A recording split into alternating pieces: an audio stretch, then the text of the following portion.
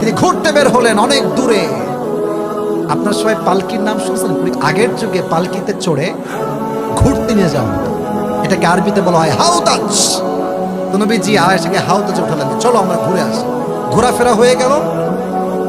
যখন ফিরে আসবেন সফর থেকে, তো আম্মা জান আয়েশা একটু চিকন ছিল। চিকন মানুষ রিক্সায় উঠলে রিক্সা যখন প্যাডেল মারো বোঝা না যে পেছনে কেউ আছে কিনা। চিকন মানুষের শক্তি অত বেশি হয় না, খুব হালকা ভারী হয়, বেশি এটা ভারী হয় না।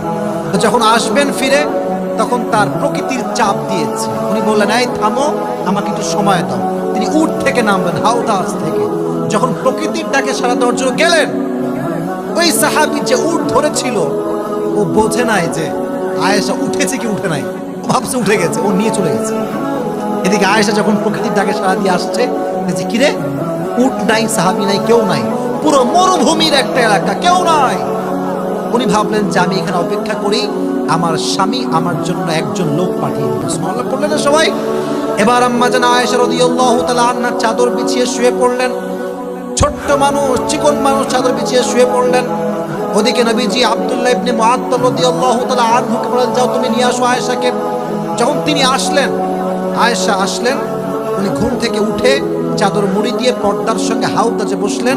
আব্দুল্লাহ ইবনে মুআত্তাল দূর থেকে তাকে গন্তব্যস্থলে পৌঁছে দিলেন। কিন্তু দুঃখের বিষয় হচ্ছে, মুনাফিকরা এটা দেখলো যে আয়েশাকে আব্দুল্লাহ ইবনে মুআত্তাল একাই নিয়ে আসছে সফর থেকে। মুনাফিকরা সুযোগ পেয়ে গেল। মুনাফিকদের সর্দার আব্দুল্লাহ ইবনে সালুল প্রপাগান্ডা ছড়িয়ে দিল, অপবাদ, যে আয়েশা অমুক সাহাবীর সঙ্গে জেনা করে তারপরে ফিরে আসছে। জি জি, এত আস্তে নাউজুবিল্লাহ পড়লেন আপনার সবাই। নবীর স্ত্রী কখনো চরিত্রহীন নারী হতে পারে? যুবক ভাইরা আমার, চরিত্রে একদম সোজা আঘাত আয়েশা। বাট দুঃখের বিষয়, আয়েশা কিচ্ছু জানে না যে কি হয়েছে আমার সাথে। আয়েশা রাদিয়াল্লাহু তাআলা আনহা খোলা মনে ঘুরছেন শহরের ভেতরে। যখন তিনি বাবার কাছে গেলেন, তার বাবার নাম হচ্ছে আবু বকর রাদিয়াল্লাহু তাআলা আনহু। বাসায় যাওয়ার পরে খবর আসলো, ও আয়েশা, তোমার নামে অনেক বড় একটা মিথ্যা অপবাদ দেওয়া হয়, তুমি নাকি একজন সাহাবীর সঙ্গে জেনা করেছো। এটা শুনে আয়েশা আকাশ থেকে পড়ছে, আরে জেনার অপবাদ আমার উপর, আমি তো এরকম কিচ্ছু করি নাই আব্বা জান, আমি কিচ্ছু করি নাই। ইন দ্য মিন টাইম নবীজি আসছে, এসে বলছে, আয়েশা, যদি তুমি সত্যি জেনা করে থাকো, আল্লাহর কাছে মাফ চাও, তওবা করলে ক্ষমা করে একজন আওয়াজ দিয়ে বলেন তো তিনি কে? নবীজি এবার আয়েশার কাছে বলছে, আয়েশা, তওবা করো আল্লাহর কাছে। নবীজিকে আয়েশা বলছে, নবী, আপনি আমাকে বিশ্বাস করেন না যে আমি কাজ করি নাই? বলছে, না না, বিশ্বাস করি, কোনো সমস্যা নেই, বাট তুই তওবা করে ফেলো। বললেন, আমি তওবা করবো না, কারণ আমি যে গুনাহ করিনি, আমি তার তওবা কেমন করে করব? একটু অপেক্ষা করে, আমি সবরের পরিচয় দিলাম। ধৈর্যশীল হলেন তিনি।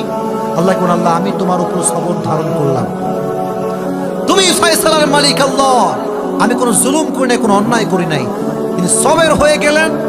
আল্লাহ তার চরিত্রকে প্রমাণ করবার জন্য, নিষ্কলুষ প্রমাণ করবার জন্য নিজেই আরশে আজিম থেকে আয়াত নাযিল করে দিলেন। ইন্নাল্লাযীনা জাউ বিল ইফকি উসবাতুম মিনকুম লা তাহসাবুহু শাররান লাকুম। ও নবী, মুনাফিকরা আপনার কাছে আয়েশার ব্যাপারে মিথ্যা অপবাদ দেয়, আপনি এদেরকে সঠিক মনে করবেন না।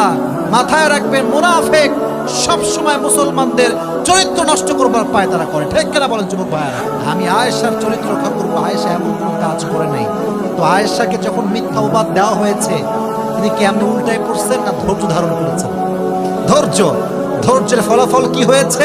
আল্লাহ তার চরিত্রকে নিষ্কলুষ প্রমাণ করবার জন্য নিজেই আয়াত নাজিল করে আয়েশার চরিত্রকে সুমহান মর্যাদা দান করেছে। সুবহানাল্লাহ।